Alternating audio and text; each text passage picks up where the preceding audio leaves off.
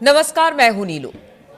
तो Donald Trump Saudi अरब के दौरे पर आ रहे हैं, लेकिन उससे भी पहले एक खबर सामने आ रही है जिसमें कहा यह जा रहा है कि हो सकता है गजा में एक बार फिर से युद्ध विराम हो। ऐसा क्यों हम कह रहे हैं, इसको लेकर किस तरह से अब बातचीत आगे बढ़ रही है, इस पर बातचीत करने के लिए मयंक मेरे साथ है।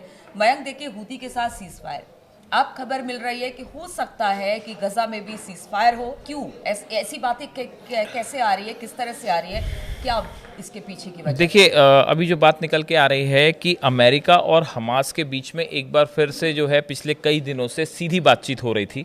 और उसके बाद अब हमास इस बात के लिए तैयार है कि जो अमेरिकन बंधक हैं, जो बंधक अभी हमास के पास हैं गाजा में, उनमें जो एक अमेरिकन सिटीजन है ईडन अलेक्जेंडर, इसको छोड़ने के लिए हमास तैयार हो गया है। और हमास की तरफ से बयान क्या आया है?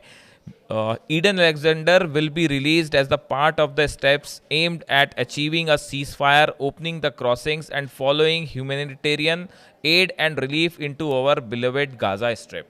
हमास का कहना ऐसा है कि वो अमेरिका के साथ बातचीत के बाद, जो पिछले कई दिनों से लगातार हो रही है, उसके बाद जो अमेरिकन बंधक है, मतलब जो अमेरिका मूल का जो बंधक है एडन अलेक्जेंडर, इसको छोड़ने के लिए वो राजी हैं। तो और सिर्फ इसके एक इसके इसके देखिए, वो ये नहीं कह रहे हैं कि हम इजरायली बंधकों को छोड़ेंगे।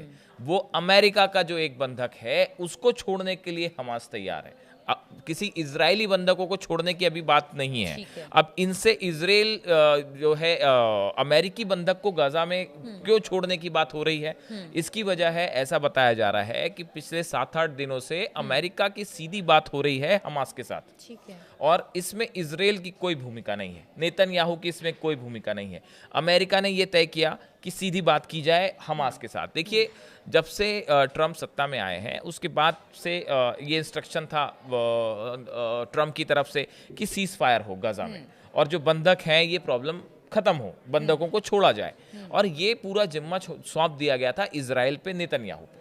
लेकिन पिछले कुछ दिनों से, पिछले कुछ महीनों से जिस तरह से इजराइल ने इस पूरे मैटर को डील किया है, उसमें ये मामला हल होता दिखाई नहीं दे रहा था, बल्कि और उलझ गया था।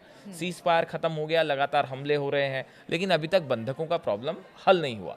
तो उसके बाद अमेरिका ने ये कोशिश शुरू की कि जो उसका एक नागरिक है मूल का, उसको रिहा करवाया लेकिन जाए। देखिए, एक सवाल ये उठ रहा है, पहले ये खबर आ रही थी कि हाँ इजरायली बंधक, फिर आप कह रहे हैं कि अमेरिकी मूल के बंधक, लेकिन ऐसे में फिर सीज फायर कैसे होगा? देखिए, सीज फायर वाली बात ऐसी है कि सीज फायर तो हूती के साथ भी हुआ। देखिए, ये हूतीस के साथ अमेरिका ने सीधा डील करी और सीज फायर का अनाउंसमेंट कर दिया। इसके बारे में नेतन्याहू को या इजराइल को कोई जानकारी ही नहीं थी। ये सही तो क्या अर्थों में आप आप देखें। नेतन्याहू पे विश्वास खो चुके हैं क्या देखिए, ट्रम्प? हाँ, ऐसी चर्चाएं हैं सोशल मीडिया में। आप अखबार उठा के देखिए मिडिल ईस्ट के, आप मिडिल ईस्ट के चैनल देखिए, अमेरिका के चैनल्स देखिए, अमेरिका की जो है न्यूज़ एजेंसीज देखिए। इस तरह की चर्चाएं, इस तरह के आर्टिकल्स आपको सब जगह मिल जाएंगे कि ट्रंप और नेतन्याहू के बीच रिश्तों में कुछ खटास सी दिखाई दे रही है। कुछ रिश्ते जो हैं उनके उतने भरोसे वाले नहीं दिख रहे हैं। उसकी वजह यह है कि ट्रंप ये चाह रहे हैं, जैसा एक्सपर्ट्स कह रहे हैं कुछ, कि ट्रंप बहुत तेज़ी से मैटर्स को सॉल्व करना चाहते हैं। और ख़ासकर उनके सऊदी दौरे के पहले पहले वो ये चाहते हैं कि सऊदी विजिट के दौरान जो है ये गज़ा और मिडिल ईस्ट में जो काफ़ी सारे उलझे हुए मसले हैं ये हल हो जाएं। बल्कि चर्चाएं तो यहाँ भी है कि देखिए, अभी 4-5 दिन पहले जैसे फ्रांस ने ये संकेत दिए कि वो फिलिस्तीन को एक अलग राष्ट्र का दर्जा देने को तैयार है, ऐसे ही बात निकल के आ रही है अमेरिका के लिए भी। ये भी एक बड़ी हैरान करने वाली खबरें हैं जो चर्चाओं में है फिलहाल। इस पे अभी कुछ पुख्ता तौर से नहीं कहा जा सकता कि हो सकता है अमेरिका गाजा को लेके या फिलिस्तीन को लेकर कोई बड़ा अनाउंसमेंट करे। अच्छा, ये बताइए, तो क्या इसमें क्या अ, जिस तरह से आप बात कर रही हैं और जिस तरह से चाहे वो बड़े अखबार हो या सोशल मीडिया हो, क्या अमेरिका इसमें अपने हित को ज़्यादा तलाश रहा है?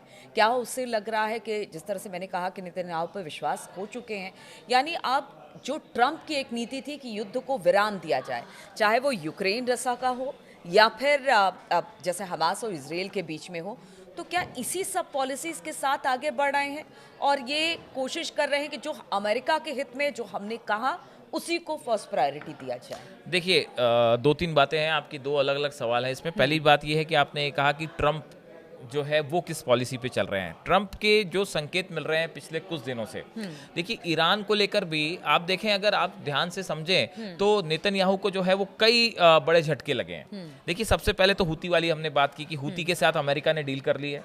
हूती ने साफ कहा कि भाई हम अमेरिकन शिप्स को नहीं रोकेंगे, अमेरिका की शिप्स को निशाना नहीं बनाएंगे, लेकिन हमारी डील किसी तरह की सीज फायर हमारा इजराइल के साथ नहीं है। इजराइल और हूती का कोई सीज फायर नहीं है। ये एक बड़ा झटका था नेतन्याहू के लिए। दूसरा देखिए ईरान की जहां तक बात है, ईरान के न्यूक्लियर साइट्स को लेकर नेतन्याहू जिस प्लान के साथ आगे बढ़ रहे थे, जैसा कि उन्होंने सजेशन दिए थे कि भाई उनकी जो न्यूक्लियर साइट्स है इसको आप जो है डिसमेंटल कर दिया जाए या इसका बम्बार्डमेंट होना चाहिए, इस तरह की बातें अमेरिका को स्वीकार नहीं रही। अमेरिका ने इस तरह की बात नहीं की। बड़े डील पे अभी चर्चा रुक गई है, लेकिन जो नहीं, लेकिन ये चीज कॉन्ट्रोडिक्ट है। मतलब आप देखिए, अमेरिका ईरान की तरह बहुत साफ नहीं है। न्यूक्लियर जो प्रोग्राम उनका है उसको लेकर क्लियर नहीं है। मैं आपको यही कह रहा हूँ कि देखिए, हाँ ये मैं यही कह रहा हूँ, आप जो कहना चाह रहे हो कि जो नीति इजराइल की है ईरान को लेकर, वैसी नीति अमेरिका की फिलहाल दिखाई नहीं दे रही। तो एक प्रकार से ईरान पे भी अमेरिका ने वो रुख नहीं अपनाया है जो नेतन्याहू चाह रहे थे, वो रुख नहीं अपनाया। तो देखिए हूती की बात हो गई, ईरान की बात हो गई, अब गजा को देखिए। गजा को लेकर इतने समय से अमेरिका ने कहा कि आप डील करिए, हमारा जो नागरिक है उसको छुड़वाइए, अलेक्जेंडर जो है, एडन अलेक्जेंडर जो है, इसको छुड़वाइए। जब वो इजराइल के बीच में रहते हुए नहीं हो पाया, तो अब अमेरिका सीधा डील कर रहा है हमास के साथ, और हमास ने अनाउंसमेंट कर दिया है कि भाई हम उनको छोड़ने के लिए तैयार हैं। अब हो सकता है कि नहीं, तो क्या ऐसे में जो अभी हम लोगों ने जो चर्चा की है या जो सारी तरफ दिखाई दे, क्या नेतन्याहू अलग थलग पड़ते दिखाई दे रहे हैं? थोड़ा सा ये इस तरह की बातें हैं, आप सोशल मीडिया उठा के देखिए, इस तरह की चर्चा है कि नेतन्याहू जो है वो वैसा ट्रंप का विश्वास एंजॉय नहीं कर पा रहे हैं जैसा पहले था। तो अब देखिए, अब अगर ये गजा वाले मैटर में अगर ये एडन अलेक्जेंडर अगर रिलीज हो जाते हैं, इनको छोड़ देता है हमास, और उसके बाद अमेरिका अगर जो ह्यूमैनिटेरियन एड्स रुकी हुई है गाजा में उसको फिर से शुरू कर देते हैं, या किसी सीज फायर को लेके बात शुरू करते हैं, तो ये नेतन्याहू के लिए एक बहुत बड़ा, इजराइल के लिए एक बड़ा झटका हो सकता है कि भाई बिना उसके बीच में रहे ये चर्चा हो जाए सीज फायर की, और अल्टीमेटली होगा वही जो ट्रंप को मंजूर होगा। नेतन्याहू उसको डिनाई नहीं कर पाएंगे। नेतन्याहू को इजराइल को ये बात माननी ही पड़ेगी जो ट्रंप डिसाइड कर लेंगे।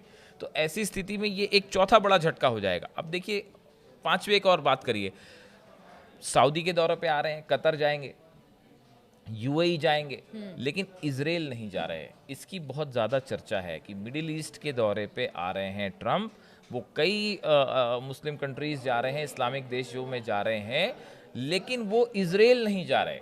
अक्सर ऐसा होता है कि जब वहाँ का कोई राष्ट्रपति मिडिल ईस्ट के दौरे पे आता है तो वो इजराइल जरूर जाता है, एक मैसेज होता है उसमें।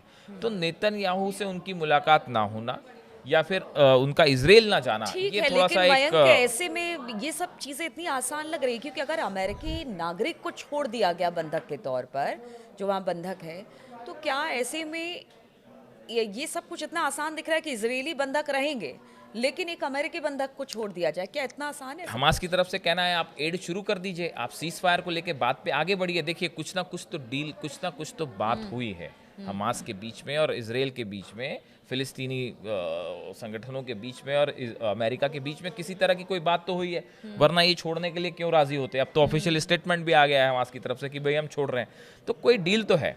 और जहाँ तक ट्रंप के सीज फायर का सवाल है, ट्रंप सीधा अनाउंसमेंट करते हैं।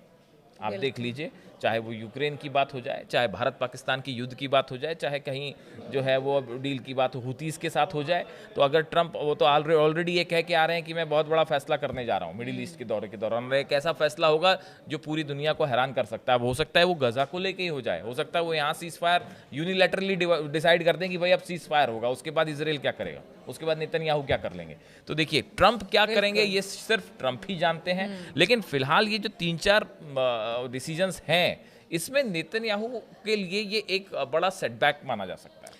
चलिए, तो देखिए ट्रंप के मन में क्या चल रहा है, ट्रंप पॉलिसी क्या कहती है। ट्रंप ने जो कहा है कुछ बड़ा ऐलान करेंगे। मेरे मन में भी जितने सवाल थे मयंक और मैंने डिस्कस किया, लेकिन आपके मन में भी बहुत सारे सवाल होंगे। आप इसे लेकर क्या सोचते हैं वो मैसेज ज़रूर करें और हमें ज़रूर बताएं। लेकिन फिलहाल स्थिति यही है कि क्या गजा में भी युद्ध विराम होगा, क्या गजा में भी शांति होगी, क्योंकि ट्रंप कह रहे हैं कि कुछ ऐसा ऐलान करने वाले हैं जिस पर सबकी नज़र है, हमारी भी इस पर नजर है, और लगातार हम तमाम अपडेट्स आपके लिए पहुंचाते रहेंगे। फिलहाल बहुत बहुत शुक्रिया हमारे साथ जुड़ने के लिए।